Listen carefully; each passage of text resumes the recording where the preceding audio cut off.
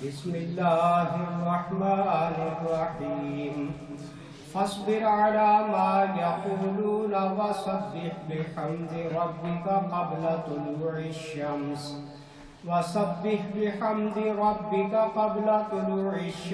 وقبل غروبها ومن آلاء الليل فسبح وأطراف النهار لعلك ترضى ولا تمدن عينيك إلى ما متعنا به أزواجا منهم زهرة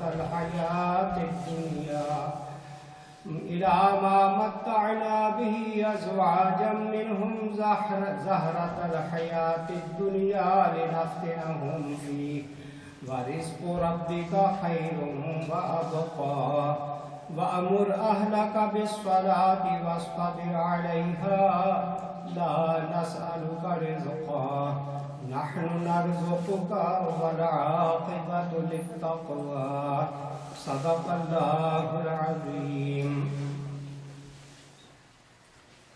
پس نبی صلی اللہ علیہ وسلم جو باتیں یہ لوگ بناتے ہیں ان پر صبر کرو اور اپنے رب کی حمد و ثنا کے ساتھ اس کی تسبیح کرو سورج نکلنے سے پہلے اور غروب ہونے سے پہلے، اور رات کے اوقات میں بھی تسبیح کرو اور دن کے کناروں پر شاید کہ تم راضی ہو جاؤ، اور نگاہ اٹھا کر بھی نہ دیکھو دنیاوی زندگی کی اس شان و شوکت کو جو ہم نے ان میں سے مختلف قسم کے لوگوں کو دے رکھی، وہ تو ہم نے انہیں آزمائش میں ڈالنے کے لیے دی ہے، اور تیرے رب کا دیا ہوا رزق حلال ہی بہتر اور پائندہ تر ہے۔ اپنے اہل و عیال کو نماز کی تلقین کرو اور خود بھی اس کے پابند رہو۔ ہم تم سے کوئی رزق نہیں چاہتے، رزق تو ہم ہی تمہیں دے رہے ہیں، اور انجام کی بھلائی تقوی ہی کے لیے۔ یہ سورہ طٰہٰ کی آیت نمبر 130 سے لے کر 132۔ نبی صلی اللہ علیہ وسلم کو جو کفار مکہ بے انتہا پریشان کرتے تھے، جتنی تکلیفیں دیتے تھے، ان سب پر اللہ تعالیٰ اپنے نبی کی حوصلہ افزائی کرتے ہوئے فرما رہا ہے جو کچھ یہ باتیں بنا رہے ہیں میرے نبی اس پر صبر۔ یعنی جو بھی اللہ کا پیغام اس کے بندوں تک پہنچائے گا، اس کے بندے اس کو تکلیفیں ضرور دیں گے، پریشان ضرور کریں گے، کیونکہ حق اور سچائی کی طرف بلانے والا جو ہے وہ پہلے لوگوں کو اچھا نہیں لگتا، برا لگتا، عادتیں چونکہ بگڑی ہوئی ہوتی ہیں، لوگ سمجھتے ہیں کہ ہم اچھے بھلے اپنی زندگی گزار رہے ہیں اور ہمارے پاس ہر طرح کی نعمتیں موجود ہیں، یہ کیسے اٹھ کے ہماری اصلاح کے لیے کھڑا ہو گیا ہے؟ تو پریشان کیا گیا، اور ہر نبی کو پریشان کیا گیا، اور انبیاء کے بعد جتنے بھی حق پرست اور حق گو دنیا میں آئے ہیں سب کو پریشان کیا۔ تو سب کے لیے اللہ کا یہی حکم ہے کہ فصبر، صبر کرو، کیونکہ اس راہ میں صبر ضروری ہے۔ جو بھی اللہ کی دعوت لوگوں کے سامنے پیش کرے گا اس کو سب سے پہلے اپنی طبیعت اور مزاج کو اس بات کا عادی کرنا پڑے گا کہ وہ صبر اور تحمل سے کام آئے، پھر اس کے ساتھ ساتھ اللہ کی تسبیح کرتے رہے، یعنی اللہ کی یاد، ذکر الہی، یہ آدمی کو لوگوں کے دکھ اور تکلیف بھلا دیتا ہے، پریشانیوں سے آدمی کو نجات دلا دیتا ہے۔ اور پھر آگے فرمایا وَلَا تَمُدَّنَّ عَيْنَيْكَ إِلَىٰ مَا مَتَّعْنَا بِهِ أَزْوَاجًا مِّنْهُمْ زَهْرَةَ الْحَيَاةِ الدُّنْيَا لِنَفْتِنَهُمْ فِيهِ۔ اے میرے نبی، نگاہ اٹھا کر بھی نہ دیکھنا ان لوگوں کی شان و شوکت کی طرف جو ہم نے ان کو دے، ان کی بڑی بڑی بلڈنگیں، بڑے بڑے بزنس، بڑے بڑے کاروبار، یہ سارا کچھ دیکھ کر اے نبی مرعوب نہیں ہونا، حسرت نہیں کرنی ہے کہ ان کے پاس ہے میرے پاس کیوں نہیں ہے۔ یہ تو دنیا کی زندگی کا جو سامان ہم نے انہیں دیا ہے لِنَفْتِنَهُمْ فِيهِ، ہم نے تو آزمائش کے لیے دیا ہوا ہے کہ اتنی اللہ کی نعمتیں پا کر یہ کیا اس نعمتیں دینے والے کا شکر بھی ادا کرتے کہ نہیں؟ لیکن یہ لوگ جن کو نعمتیں مل جاتی ہیں یہ دھوکے میں آ جاتے ہیں، یہ سمجھتے ہیں کہ شاید اللہ ہم پہ راضی ہو گیا، اب ہم جو جی چاہے کرتے ہیں۔ اس سے آگے فرمایا وَأْمُرْ أَهْلَكَ بِالصَّلَاةِ وَاصْطَبِرْ عَلَيْهَا، اپنے اہل و عیال کو نماز کا حکم دیتے ہیں، خود بھی اس کے پابند رہی، یعنی نماز کی پابندی کا حکم گھر والوں کو دیتے رہا اور خود بھی پابندی کرتے رہا۔ لا نسألک رزقا، ہم آپ سے رزق نہیں چاہتے، ہمیں آپ سے کوئی پیسے نہیں چاہیے، صرف یہ ہے کہ ہماری بندگی عبادت کی جائے، رزق تو الٹا ہم تمہیں دیتے ہیں۔ وَالْعَاقِبَةُ لِلتَّقْوَىٰ، اور انجام، بہتر انجام جو ہے وہ تقوی کا ہے، پرہیزگاری کا ہے۔ جو آدمی پرہیزگاری سے زندگی گزارے گا اس کا ہی انجام اچھا ہے، جو پرہیزگاری کی زندگی نہیں گزارے گا اس کا انجام اچھا نہیں ہوگا۔ اس دنیا کی چمک، اس کے بارے میں نبی صلی اللہ علیہ وسلم نے فرمایا ان رسول اللہ صلی اللہ علیہ وسلم قال ان مما اخاف علیکم من بعد ما یفتح علیکم من زہرۃ الدنیا وزینتها۔ آپ صلی اللہ علیہ وسلم نے فرمایا میں اپنے بعد، اے میری امت کے لوگوں، اے میرے صحابہ، تم سے اس بات پر خوف کھاتا ہوں کہ دنیا کی زینت، دولت، جس کے خزانے کھول دیے جائیں گے تمہارے لیے میرے بعد،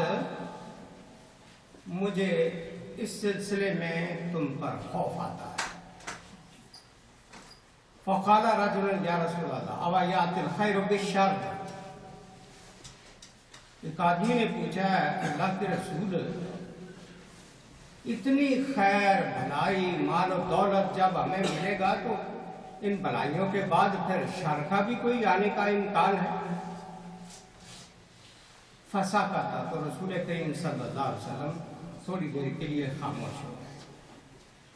حتی ظننا انہ ینزل علیہ، ہمیں خیال ہوا کہ شاید آپ پر وحی نازل ہو گئی۔ قال فمسح عنہ الرحضا، تو آپ نے پھر اپنا پسینہ جو تھا وہ صاف کیا، کیونکہ جب وحی آتی تھی تو صحابہ کہتے ہیں کہ سخت سردی کے عالم میں بھی آپ کے پسینے چھوٹ جاتے تھے، اس وقت بھی آپ نے پسینہ اپنا صاف کیا پیشانی سے۔ وقال این السائل، پوچھا کہ وہ سائل پہ گئے سوال کر رہے، وَكَأَنَّهُ حَمِدَهُ، گویا کہ وہ اس کی تعریف کر رہے، اس کو اچھا سمجھ رہے کہ اس نے اچھا سوال کیا۔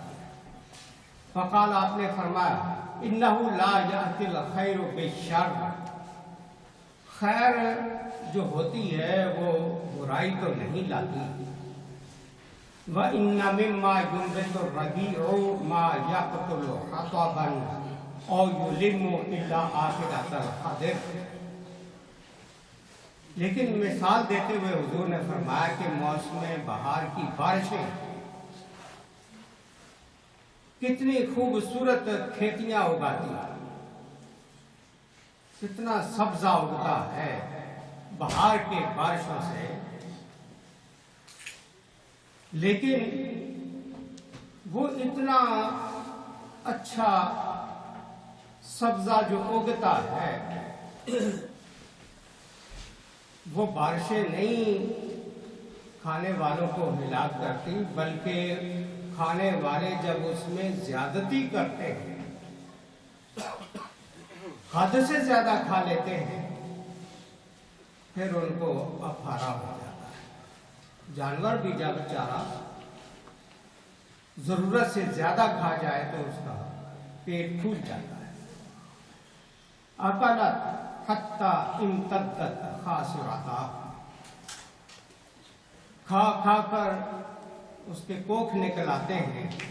استقبلت عین الشمس فصلتت، جانور بے تحاشا جب چارہ کھا لیتا ہے سورج کی طرف منہ کر کے، پھر وہ جگالی کرتا ہے، وہ بالت پیشاب کرتا ہے اور گوبر کرتا ہے، ثم عادت، پھر جب اس کا پیٹ خالی ہوتا ہے پلٹتا ہے، فآکلت، پھر وہ اس کو کھاتا ہے۔ یعنی اگر تو ضرورت کے مطابق کھایا ہے پھر اس کو ہضم بھی ہو گیا ہے، پھر اس کو دوبارہ کھانے کی حاجت ہوتی ہے تو کھاتا ہے۔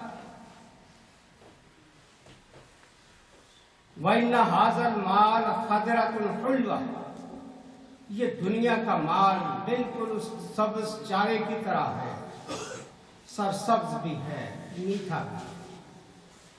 فَمَنْ أَخَذَهُ بِحَقِّهِ، اس دنیا کے مال کو جو اس کے صحیح حق کے ساتھ وصول کرے گا،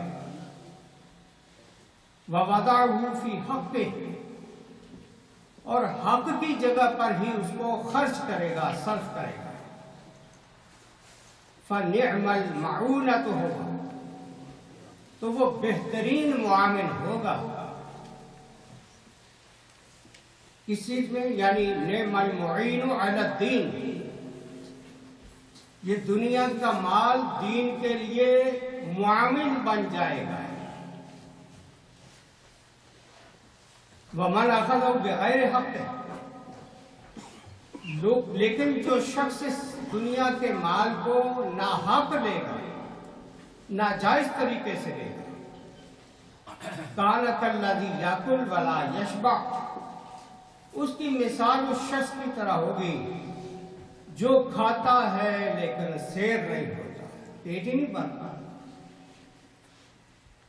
بس حل میں مزید پیار نہ ہو، اس کی حوث نہیں بھرتا، اس کی ڈیمانڈ پہ ڈیمانڈ رہتی ہے۔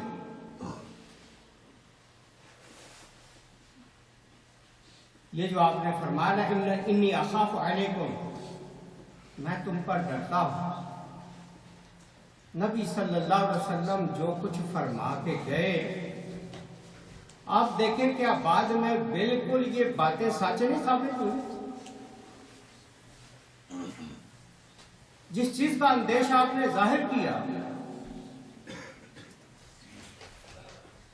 اِنَّ كَثْرَةَ أَمْوَالِكُمْ عِنْدَ فَتْحِ بِلَادِكُمْ، بڑے بڑے ملکوں کو جب فتح کرو گے، کثرت سے مال و دولت تمہارے پاس آئے گا، کیا ہوگا؟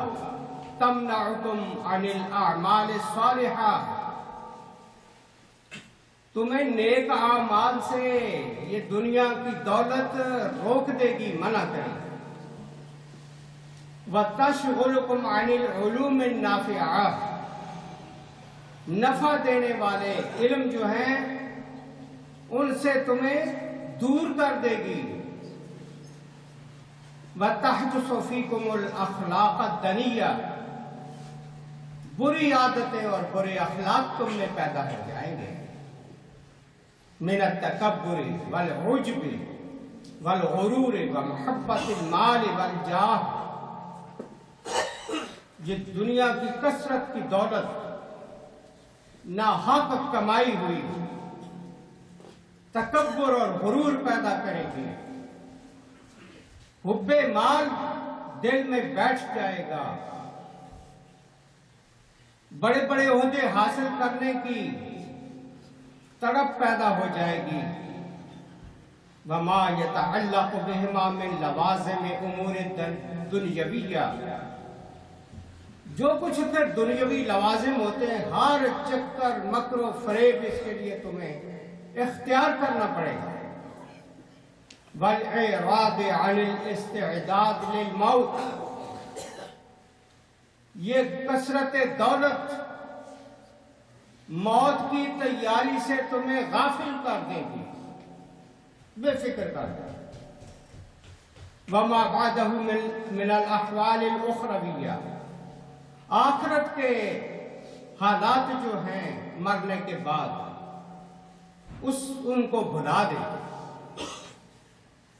ये वो खदशा और अंदेशा था जिसकी बुनियाद पर नबी सल्लल्लाहु अलैहि वसल्लम ने फरमाया, मैं तुम पर डरता हूं कि कसरत माल दुनिया की जब तुम पे खजाने खोले जाएंगे तो ये कैफियत। और ये कैफियत फिर पैदा हुई। किसरा ईरान सुपर पावर उस जमाने की, जब उसका ताज और उसके कंगन दुनिया भर से निहायत कीमती हजरत उमर रजी अल्लाह ताला अन्हु के पास पेश कर दिए गए। ईरान फतह हो गया। खजाने ईरान के हजरत उमर के कदमों में आ गए। हजरत उमर रोने लगे। लोगों ने कहा, अमीरुल मोमिनीन, ये तो खुशी का मकाम है, आप रो रहे हैं। आपने फरमाया, नहीं, यही हुजूर ने फरमाया था, जब ये खजाने हमारे लिए खोल दिए जाएंगे फिर हमारा जवाल का टाइम आ जाएगा। अब तक तो हमने उरूज इख्तियार किया है, पकड़ के सुपर पावरों को गिरा दिया है जमीन पर और इस्लाम के परचम लहरा दिए हैं इनके मुल्कों में। लेकिन इसके बाद सवाल का टाइम, इसलिए हज़रत उमर हो गए।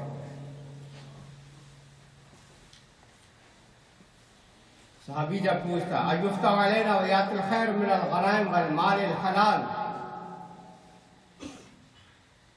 सहाबी ने तो ये पूछा कि हलाल माल होगा, गनीमतें होंगी, खैर और भलाई होगी, फिर तौसी और रिज़्क़ होगा, इसके बाद भी इशारा और बुराई इसके बाद आएगी। तो आपने फरमाया था, हाँ। आप जो खामोश हुए तो मुतअम्मिलन, सोचते हुए खामोश हो गए, मुस्तग़रिक़न, सोच में पड़ गए, मुंतज़िरन लिल वही, वही का इंतजार कर रहे। क्यों? देखिए, नबी सल्लल्लाहु अलैहि वसल्लम से अक्सर जब सहाबा किराम कोई ऐसा सवाल करते थे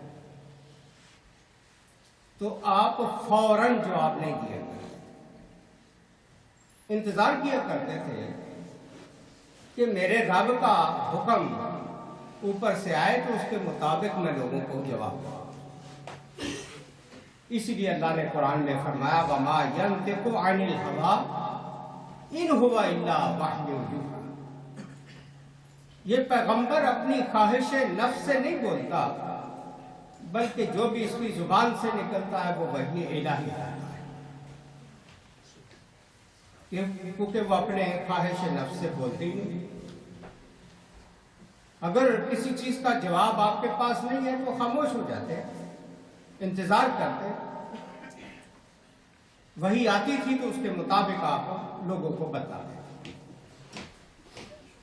اور وحی کی بھی دو قسمیں، وحی جلی اور خفی.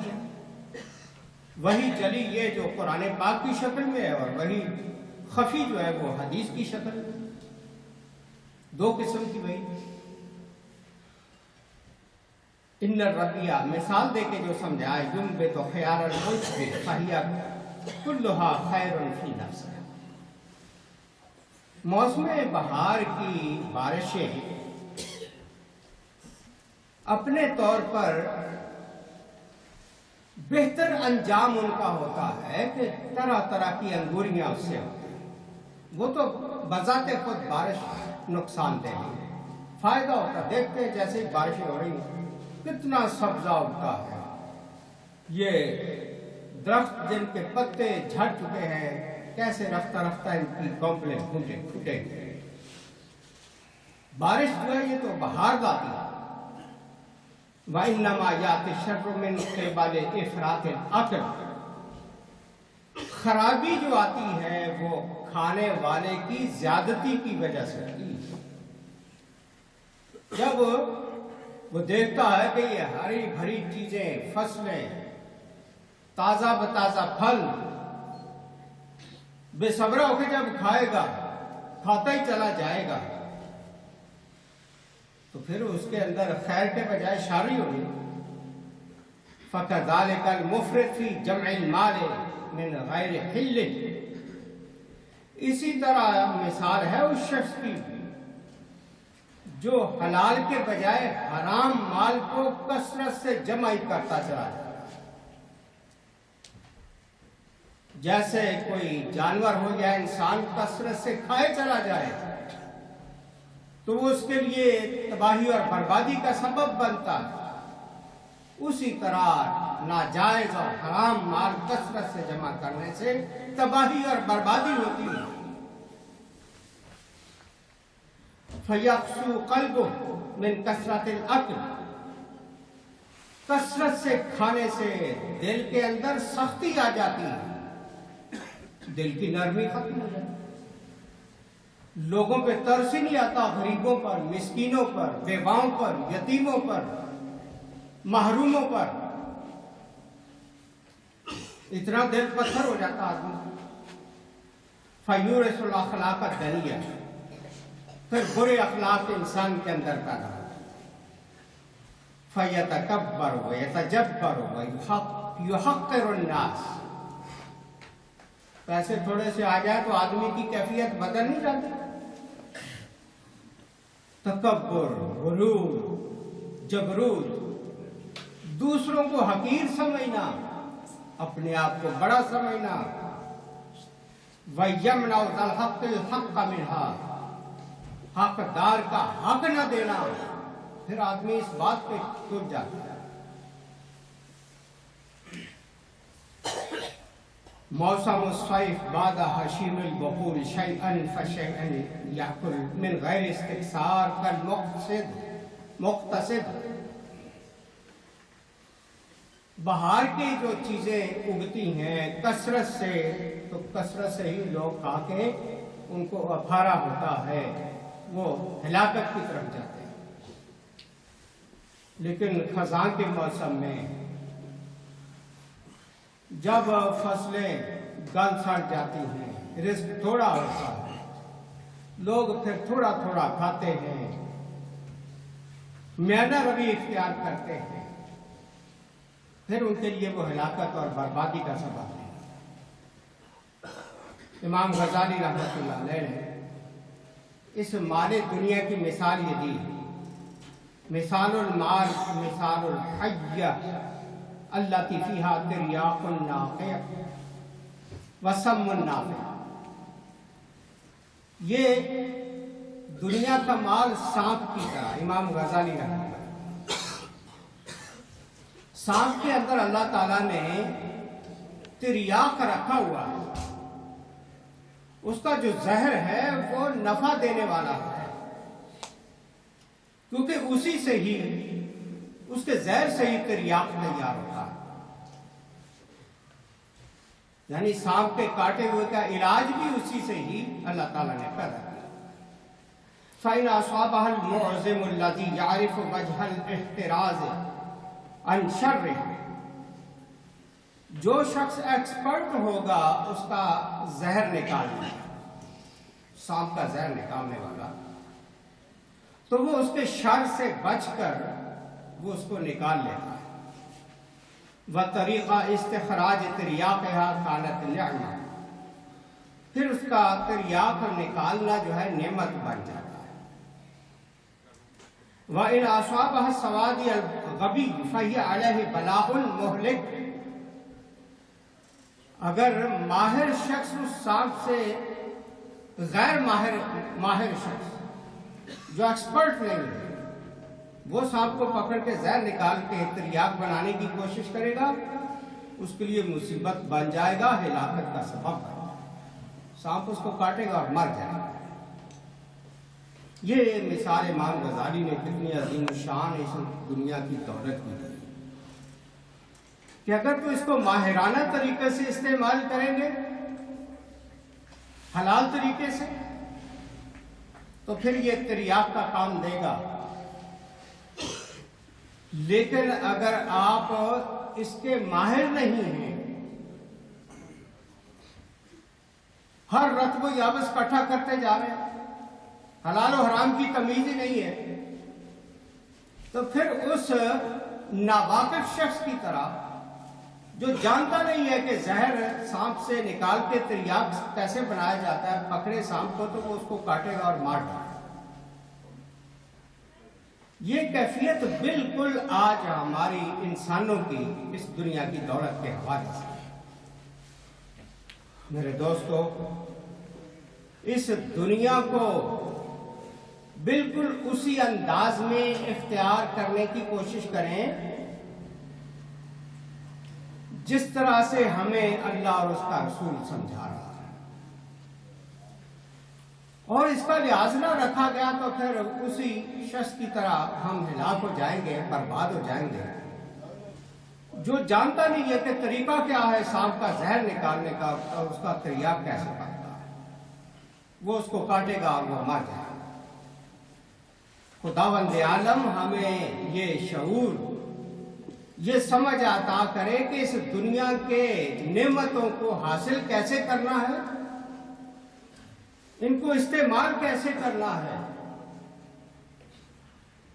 تاکہ ان سے فائدہ اٹھا لیں، نقصان نہ اٹھائیں۔ نقصان اٹھائیں گے جب ہم اللہ کی ہدایات کے مطابق، رسول کی ہدایات کے مطابق مال کو جمع کرنے، حاصل کرنے اور اس کو خرچ کرنے کے طریقے نہیں اختیار کریں۔ اللہ تعالی ہمیں رزق حلال جس سے ہماری دنیا کی ضروریات آسانی سے حل ہو جائیں اور ہماری آخرت سنور جائے، یہ طریقے اختیار کرنے، یہ شعور ہمیں اللہ بخش دے تاکہ یہ چند روزہ زندگی جو ہے ہماری خیر خیریت سے گزر جائے، آخرت ہماری کامیاب ہو جائے۔ وآخر دعوانا الحمدللہ۔